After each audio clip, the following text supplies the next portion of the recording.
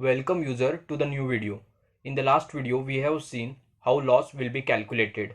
Ideally loss would be 0, but practically it would not be. To minimize loss, backpropagation will happen, and during backpropagation weights will be updated based upon the different optimizers. So let us see how weights would be updated.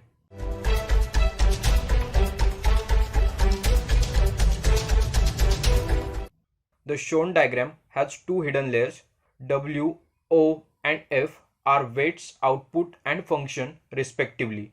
Weights will be adjusted from right to left during backpropagation. Now for sake of simplicity, only red path from the diagram will be examined.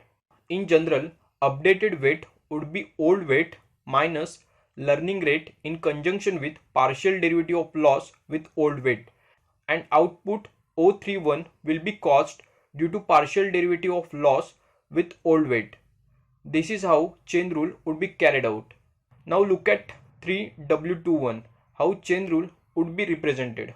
Now for 2W11, we have to consider O21 and O22. Both O21 and O22 would be dependent on O31. That's why we can see O31 term in the chain rule equation. This is how weight updation will be carried out for all other remaining weights. During updating of weights, sometimes vanishing or exploding of gradient will happen. To get more information about these problems, kindly read our How Gradient Descent Work blog.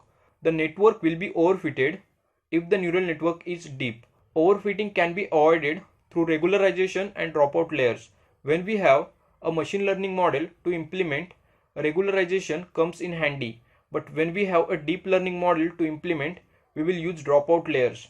The dropout rate changes from 0 to 1. The dropout ratio will choose a subset of neurons from each layer. The diagram shows how dropout ratio will trigger neurons.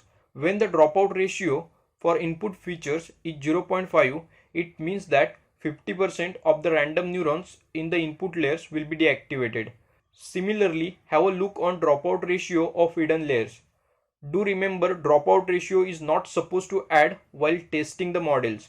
During testing, dropout ratio would be multiplied with weights of each layer. This is how updating of weights will be happened during backpropagation. In the next lesson, we are going to see how activation functions will help us to trigger the neurons. Thank you for watching this video. Do like this video if you found it helpful. If you have any queries, post them in the comments and get in touch with us. Follow us on LinkedIn, Facebook and subscribe to our YouTube channel. Education is our future, MATLAB is our future. Happy MATLABing.